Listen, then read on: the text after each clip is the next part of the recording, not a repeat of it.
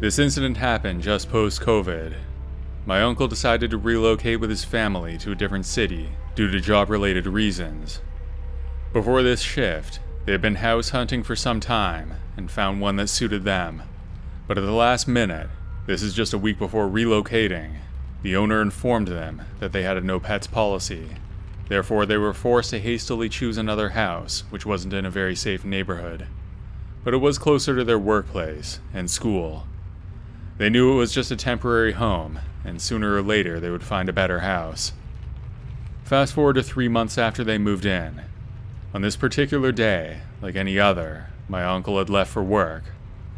My aunt, who was a teacher, was at school, but my cousin, who was 16 years old, chose to skip school because she was unwell. She had been resting in her room when she heard their 2-year-old dog Tuffy barking. She peeked through the window and saw a 50-something-year-old man standing on their front porch. He had somehow let himself into the main gate and was standing a few feet away from the German Shepherd, who looked terrifying, but was just like a big teddy bear. Tuffy was barking at him, but he seemed fearless somehow. My cousin opened the door partially and asked him who he was and why he was there. He just stood there smiling and staring at her, but didn't answer. That's when she remembered that their Wi-Fi wasn't working properly, so her dad had contacted the company, and they had promised to send someone to repair it that afternoon. So she asked if he was the Wi-Fi guy sent by the company. The man nodded. He had a small backpack, and he was wearing an ID card of some sort, so she restrained the dog and let the guy in, although Tuffy wouldn't stop barking. My cousin led the guy to the upstairs room, where they had the Wi-Fi set up. The man just stared at the device for some time, before meddling with the wires. My cousin found it weird that he was acting strange, and he seemed like he wasn't very good at his job. She didn't want to question his ability, though. Just then, she heard a knock at the front door.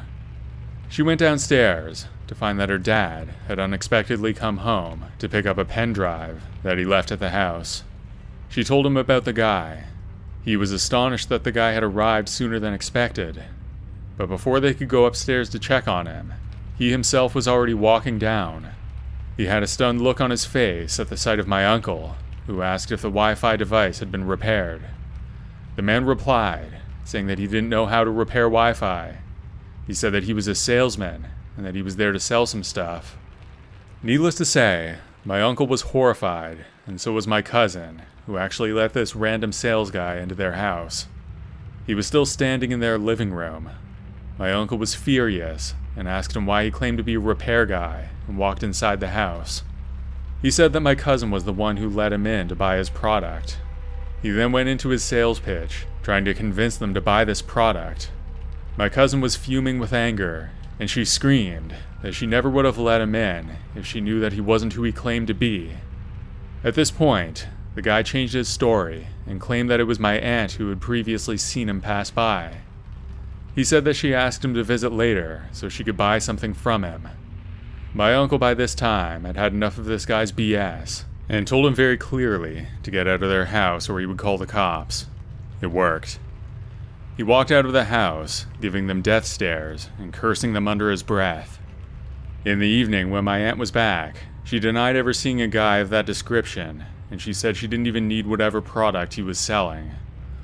All in all, it was a terrifying experience for my cousin, who regretted not checking the man's ID card before letting him in. Fortunately, her father arrived in time to save the day. They did approach the cops, but nothing came about the guy.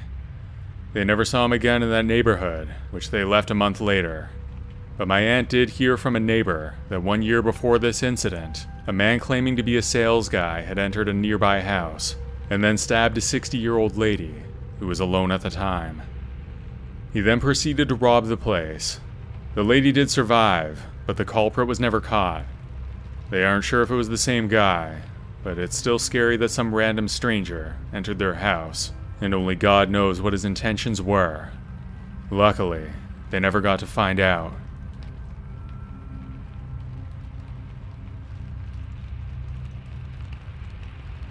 Like most people, I've been confined to my house because work is closed. That means more time to fix up my mountain bike and draw. It also means I'm alone 24/7. I live alone in a one-story house in Virginia, near the Appalachian Trail. If you've ever listened to or read any hiking horror stories, you've probably heard about cults on the Appalachian Trail. I can assure you, they're real. Like I said, I live alone. I'm a 26-year-old man. I'm an avid hunter and marksman, and I love the outdoors. I've lived in this area my whole life, but I've never experienced anything like this.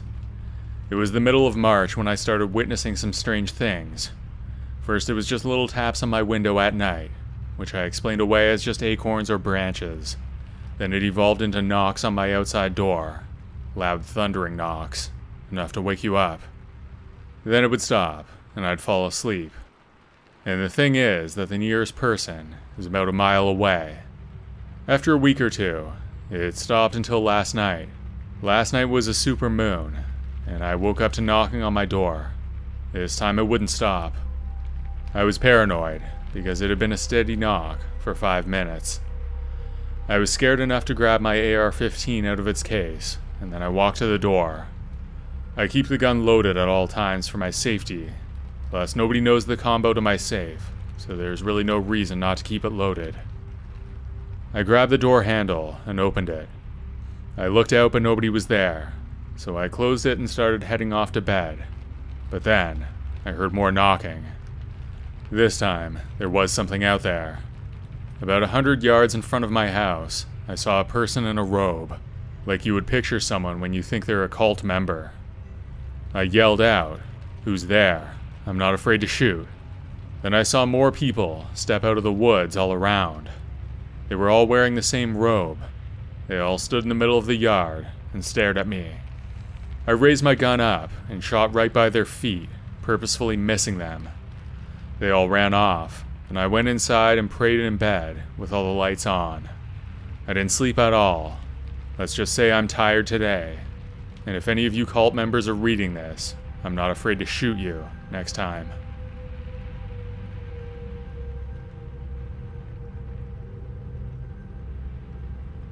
I carry at all times, since moving to where I live. But please note that the laws in my state for open carry are a little more strict than other states. In this case, you could argue that I had the right to show I was armed, but in that moment, I made the choice not to pull or even brandish my weapon. This happened about a month ago. For context, I'm a 21-year-old female with 2 dogs living alone. One of my dogs is a 95-pound pit bull, while the other is a 10-month-old corgi mix. This is all important later. I live in a lower duplex, where my front door faces an alley. This is where I take my dogs to the bathroom multiple times a day. That has been the case since moving in 7 months prior to this incident. At around 8 p.m., after a night full of Taco Bell and playing The Sims, I decided to take my 2 dogs out one last time before bed. I leashed up both of them and put on my coat, then headed towards the small grassy area in the alley. While they were doing their thing, I saw 2 lights above me go out, removing all the light from the alley all the way up until my back door. I took out my phone, turning on the flash so I could see my dogs. I still had to clean up after them. After turning my phone light on, I quickly looked up to see a man wearing baggy clothes and a hood. He was standing 20 feet from me. He must have been standing there a while, since my dogs didn't hear him walk up, and I didn't notice him at all. I did realize I was shining my light directly at him, and for a moment, I felt bad for doing it, since that was clearly rude. That was until I saw that he was glaring at me. I stood there uncomfortably for a moment, wondering if I should keep walking them, or try to turn and walk back. During this time, he decided to start walking towards me. I told myself that he could be trying to get to his car or something. That was until I realized that he was walking directly towards me, setting off both dogs. Being scared, I began to walk backwards, hoping to get out of his way, and definitely hoping that he would just walk past me, but he didn't. When I started to walk backwards, the man began to sprint. Not only that, but he then started chanting, and he did it loudly. I couldn't make out a word he was saying, but he kept repeating and chanting as he sprinted towards me. At this point, I kept going back and forth on taking action, but to be completely honest, I was scared to the point where I couldn't decide what to do. Thankfully, when I was in arm's reach, my dog reached his limit with this guy and lunged, snapping him out of whatever state of mind he was in. He then began to sing. That's right, the dude stopped only a few feet from me, smiled, then turned away from me, singing loudly as he walked past. Keep in mind that my dogs were still lunging for the guy. I stood there frozen, watching him walk down the alley and crossing the street to the next neighborhood's alley. I didn't move the entire time, because my front door was the next house from where I was standing. I didn't want him to see me walk in, so he would know where I live. Once I saw him cross the street, I ran, dragging both dogs behind me to my door. Then I locked it. I turned off all my lights and called the police. They said they would send someone to patrol the area. They didn't seem too concerned with someone crying, barely being able to explain what happened.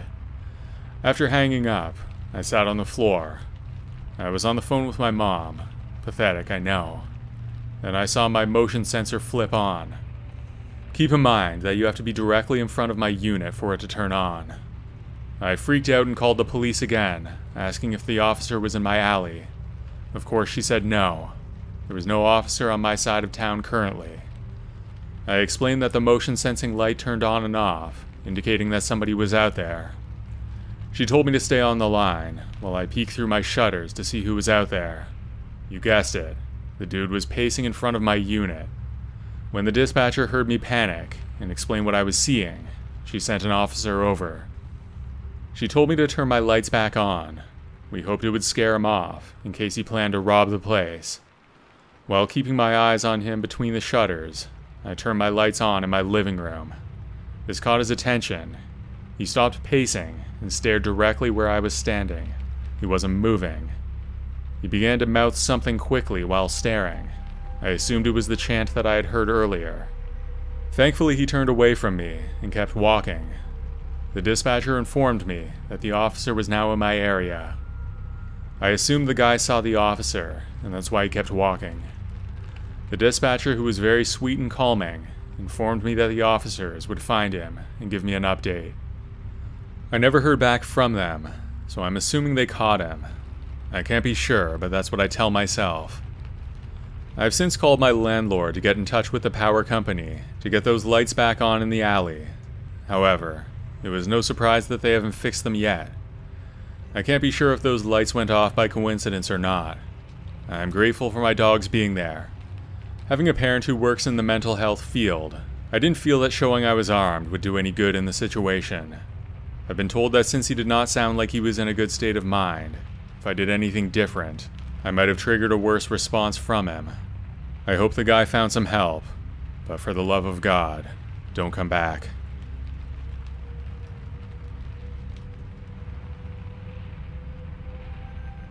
This happened to me last summer.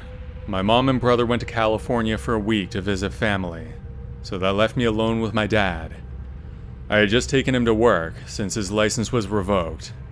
Then I went home to take a quick nap before I had to go to work myself. I woke up at around 9 a.m. and began getting ready for work when I started to hear some noises. I sat in silence, and then I heard the sliding door open, which was right under my room. I just stood in my room confused and kept listening.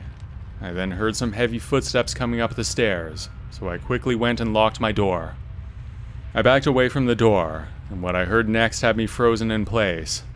All of the cabinets in my parents' room began to violently open and close. This went on for a good 2 minutes, and then it all stopped suddenly. I got down on the ground and tried to peek under my door. I began to hear footsteps, and to my horror, I saw a pair of mangled, dirty gray feet stomp past my door. I quickly but quietly got up and pulled out my pocket knife, ready to fight whoever was on the other side of that door if they tried to get in. I then picked up my phone and dialed 911. I whispered to the operator that somebody was in my house. The lady told me that they sent an officer to my address. I waited for what seemed like forever. I stayed on the line with the operator, but the whole time, I was just waiting for the worst to happen. She told me the cops were here, but that I had to make my way downstairs to open the door and let them in. At that point, I pulled myself together and let my adrenaline take over. I made my way downstairs with a knife in my hand. Once I made it, I dropped my knife and ran to the officer. Then 2 more cops pulled up, and they told me to wait outside while they checked my house.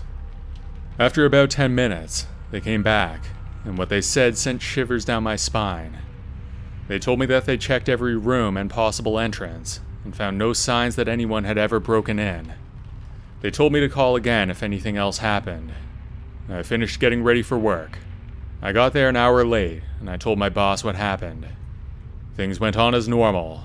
I picked up my dad from work later that day, and I never told him what happened. I knew no one would believe me, and they would all just assume that I was crazy.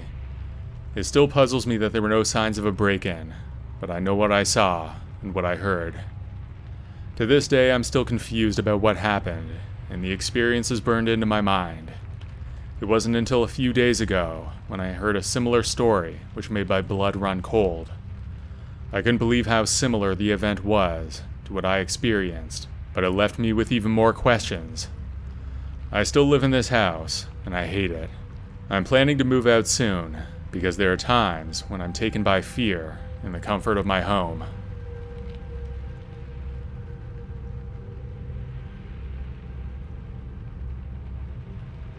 This happened to me when I was 14 years old. I found myself home alone one evening. It was getting dark outside, and everything was quiet in my neighborhood.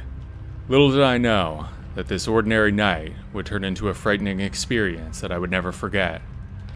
As I sat in my living room watching TV, I was enjoying the peace and quiet. My parents were away for the weekend, and my older brother was out with his friends. He was supposed to stay with me, but he went out anyway. Suddenly the doorbell rang. I wasn't supposed to answer it when I was alone, but I couldn't help but check.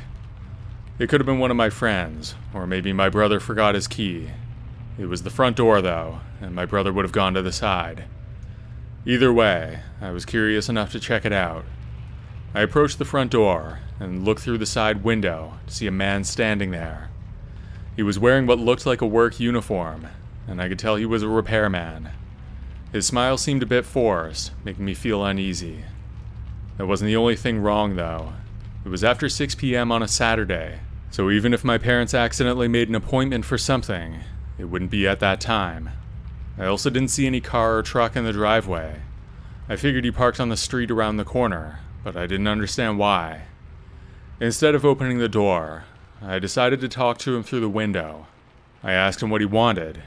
He said that he was sent to fix a problem with our heating system, and said it needed immediate attention. Something about his manner made me feel uncomfortable, and I knew I shouldn't let him in without my parents' permission. To be honest, I thought it was a legitimate mistake. I thought he came to the wrong house, so I was genuinely trying to help him. He insisted that it was my house, and asked me to open the door. I stood my ground, and told him I couldn't let him inside without my parents being home. But he kept insisting, trying to persuade me to open the door. His words felt manipulative, and I was starting to get pretty scared. I told him my parents would be back soon, trying to scare him away, but he didn't budge. I knew he could get through that window if he really wanted to. I would have called the police, but my phone was in the other room, and I was too scared to leave the door. I thought that he would break it down if I left for a second. Next, the man started pounding on the door. It sounded like he was going to break it down. I was surprised by how weak it actually was. I could hear the wood splintering. I was about to run away and find my phone, when out of nowhere, a car pulled into my driveway. I was shocked because my parents were not due home until the next day, and my brother didn't have a car. I looked closer, and I could tell that it was one of my neighbors, Mrs. Jenkins. As soon as the man noticed the car, he turned and walked away. He walked around the corner and out of sight from my window. I still don't know what kind of vehicle he had. After he was gone, Mrs. Jenkins called the police. I was grateful for her at that moment. It was really lucky that she saw what was happening and recognized the situation for what it was. The man was about to break down my door, and I had no way to stop him. My parents came home the next day, and they were very concerned about what happened. We had to replace our front door due to the damage that the guy did to it. The lock was basically hanging out of it, and there were cracks all the way down. We didn't have any way to pursue the guy, because none of us saw his car, and there were no cameras that caught him.